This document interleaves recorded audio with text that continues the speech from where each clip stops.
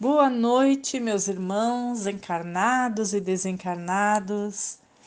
Primeiramente, agradecemos a Deus por estarmos novamente reunidos para um Evangelho no Lar e pedimos o auxílio dos amigos espirituais, que possamos receber esses fluidos benéficos que eles nos envolvem e que possamos também, com os nossos pensamentos, ajudá-los a envolver todos estes irmãozinhos inscritos no nosso Evangelho ou que estejam em nossos pensamentos, para que eles possam ser assistidos no seu corpo físico, na sua mente, no seu espírito, trazendo e equilibrando a saúde e até a cura, se for pela vontade de Deus ou da programação de vida destes irmãos.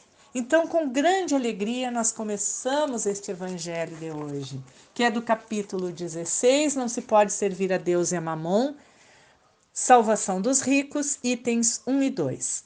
Ninguém pode servir a dois senhores, porque ou odiará um e amará ao outro, ou se afeiçoará a um e desprezará o outro.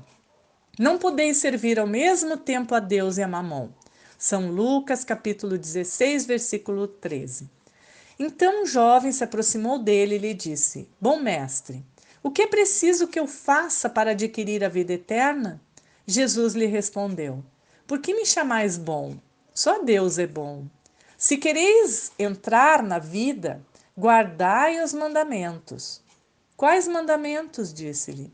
Jesus lhe disse: Não matareis, não cometereis adultério, não furtareis, não direis falso testemunho. Honrai a vosso pai e a vossa mãe, e amai o vosso próximo como a vós mesmos.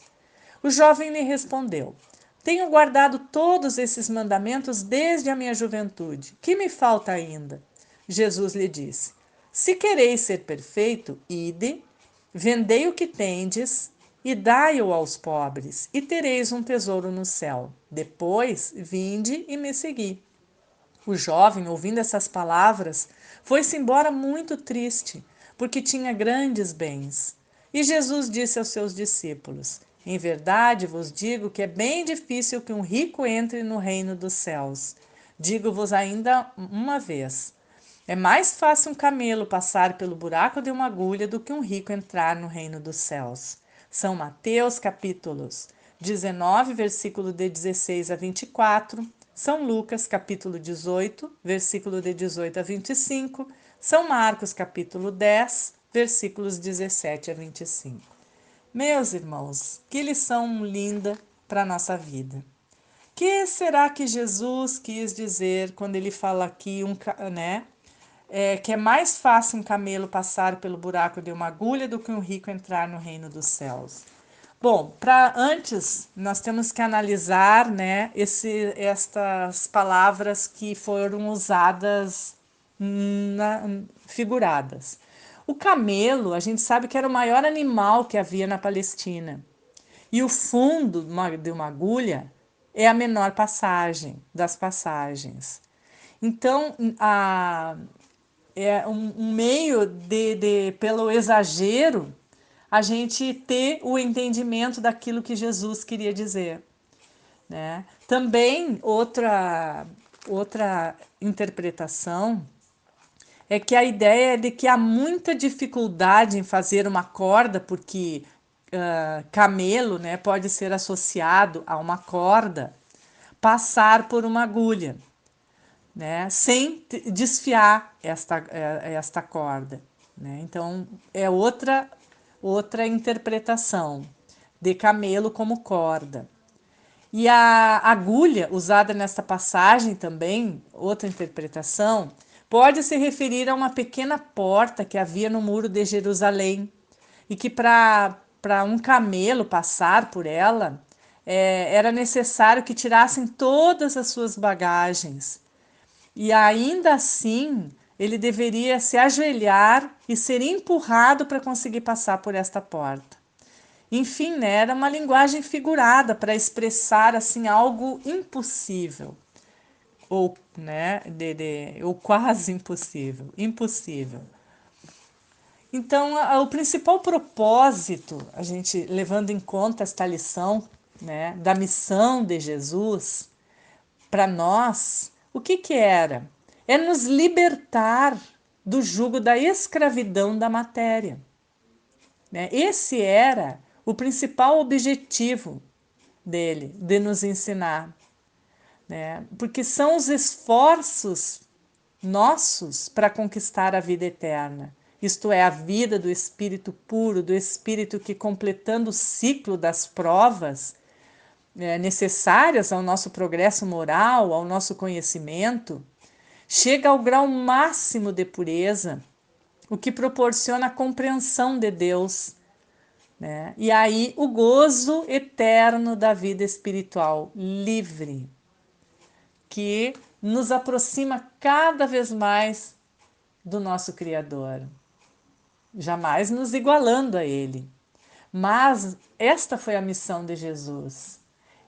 Através destas lições que ele pregava, é nos libertar do apego às coisas terrenas, dessa escravidão, buscando o nosso equilíbrio, sabendo que nós temos que estar aqui, nós precisamos das coisas terrenas, mas tudo com equilíbrio.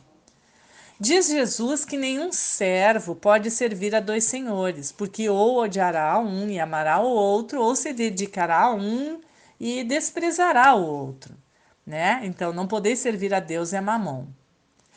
Os fariseus, que eram avarentos, ouvindo todas essas coisas, zombavam dele, né? E Jesus disse: pondes grande cuidado em parecer justo aos humanos, mas Deus conhece os vossos corações, pois o que é elevado aos olhos dos humanos é abominação aos olhos de Deus. O que será que ele quis dizer com isso? Não podemos esquecer que Jesus falava naquela época para criaturas grosseiras, de natureza rebelde, né? Eram espíritos endurecidos. Então tinham que lhes dirigir fortes e enérgicas reprimendas para conseguir tocar um pouquinho, impressionar estes irmãos, né? Através da imaginação, tocar um pouquinho seus corações. E por isso as palavras de Jesus devem ser interpretadas segundo o Espírito e não segundo a letra. Então, o que ele quis dizer quando ele fala que ninguém pode servir a Deus e a Mamon? Vejamos que Mamon era uma divindade que os antigos assírios adoravam. Era um ídolo de prata e ouro que representava as paixões humanas, né, com seus inúmeros vícios. O que explica o pensamento de Jesus quando ele diz que quando valorizamos mais as coisas terrenas, nós esquecemos as coisas espirituais. Quer dizer, não podemos viver a vida espiritual, as coisas de Deus, cedendo simultaneamente aos desvarios da vida material, da vida mundana. Em regra, assim, ó, o mundo dá muita importância para as coisas cobiçáveis, para a riqueza, para a glória, para o poder.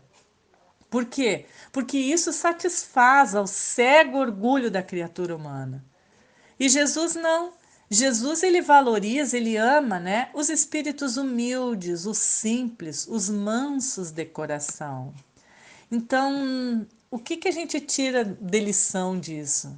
Que nós devemos fazer o nosso melhor, cuidando de não nos apegarmos muito às coisas terrenas em detrimento das coisas espirituais. Devemos nos dedicar ao trabalho que Deus abençoa e aguardar que, pela vontade do nosso Criador, possamos desenvolver as nossas qualidades mais sublimes e fugir da inércia, da ociosidade, da despreocupação com a nossa jornada evolutiva. Vemos que algumas pessoas têm riqueza e poder e outras vivem na miséria.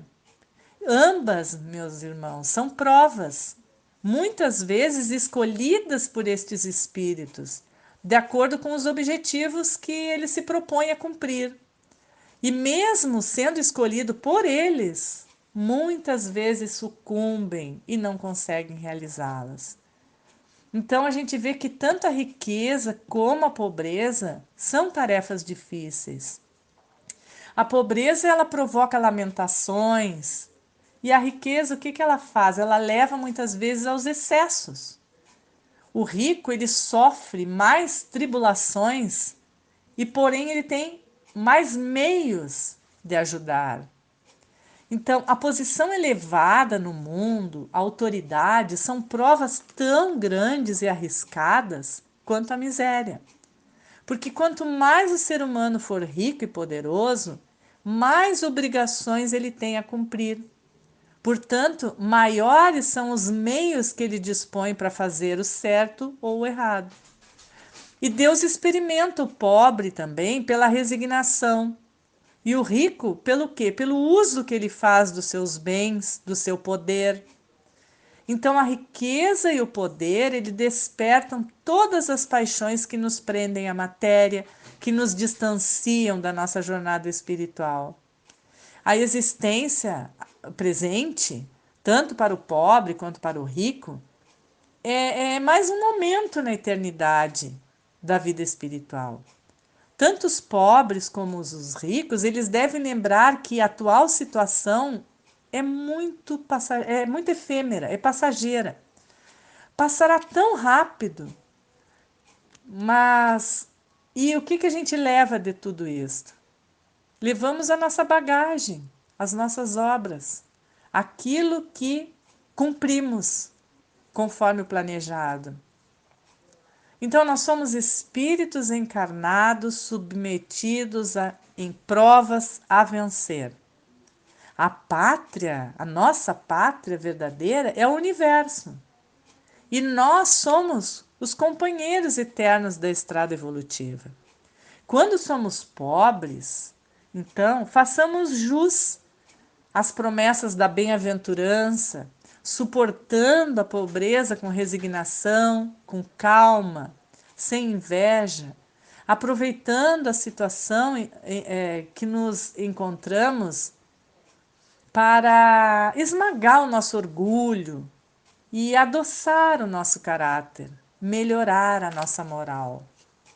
Quando somos ricos, fujamos da sentença que todo rico se perde na sua riqueza. Não podemos pensar assim. Elevemos o nosso ideal acima das coisas mundanas. Procuremos possuir certas variedades da riqueza que o ladrão não rouba, a traça não rói, a morte não arrebata. Aproveitemos os meios que ora dispomos para exercer a beneficência. Larguemos ou afrouxemos o cordão das nossas bolsas, combatamos o egoísmo, porque o egoísmo é o nosso maior inimigo, levando-nos a aumentar a nossa fortuna na terra e cavando a nossa ruína na pátria espiritual. Que os pobres sejam humildes, pacientes, os ricos sejam caritativos, bondosos, sem ostentação, sem vaidade. E enfim, pobres e ricos devem lembrar que a pobreza e a riqueza são meios temporários por onde a providência divina faz os espíritos passarem para se purificarem, para fazê-lo ao mesmo tempo se conhecerem e auxiliarem, conhecendo nossos irmãos, as necessidades do nosso próximo. Deus conhece os pobres e os ricos de agora, mas nós não nos conhecemos. Saberemos quem realmente somos após a prova passada. Aí sim nós vamos saber quem realmente somos. Aí nós lamentaremos se sucumbirmos e nos congratularemos, né, se vencermos. Então, temos que ter em nossa mente que nem a riqueza e nem a pobreza vão nos conduzir a uma elevação ou vão nos conduzir a um umbral. O que vai nos levar é o modo como o pobre recebe a dor ou o rico, né, recebe o prazer, ou aufere o prazer, né? É o que acarreta noutra vida esta ou aquela consequência.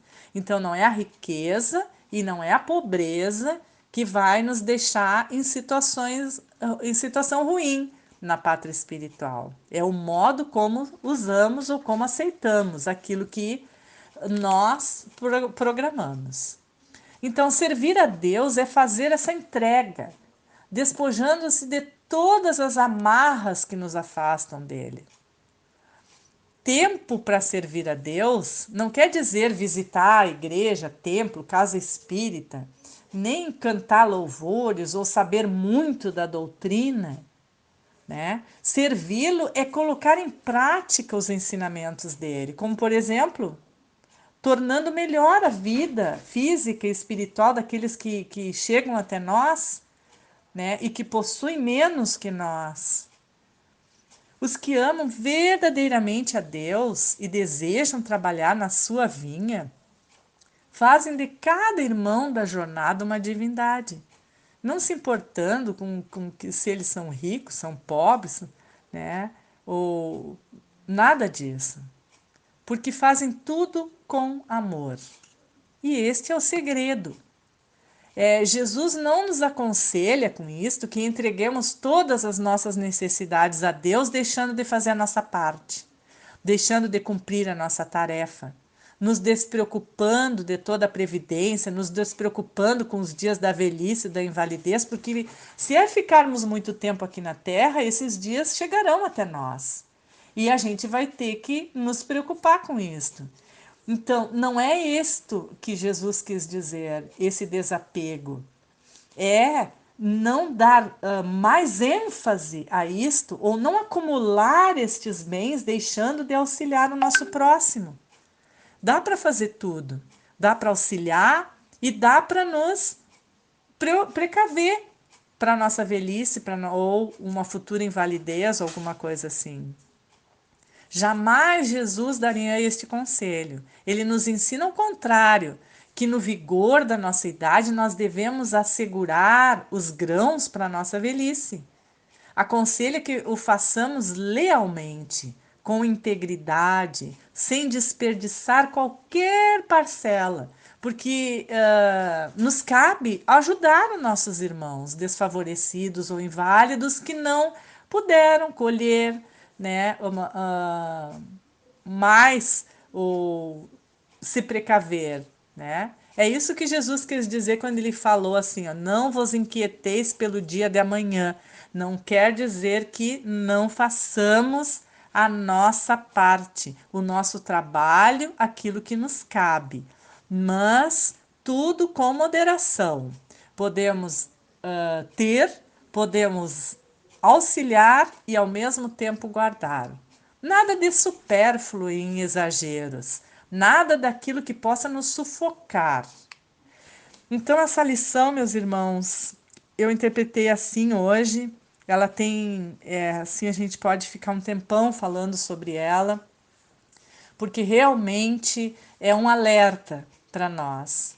Porque quando estamos aqui na Terra, ficamos praticamente fascinados pelas coisas terrenas. Tudo nos envolve, tudo nos fascina, porque assim nós somos matéria também. Mas, antes disso, não devemos esquecer que o estado de matéria é temporário. Na verdade, nós somos espíritos imortais vestindo temporariamente um corpo físico, um corpo material.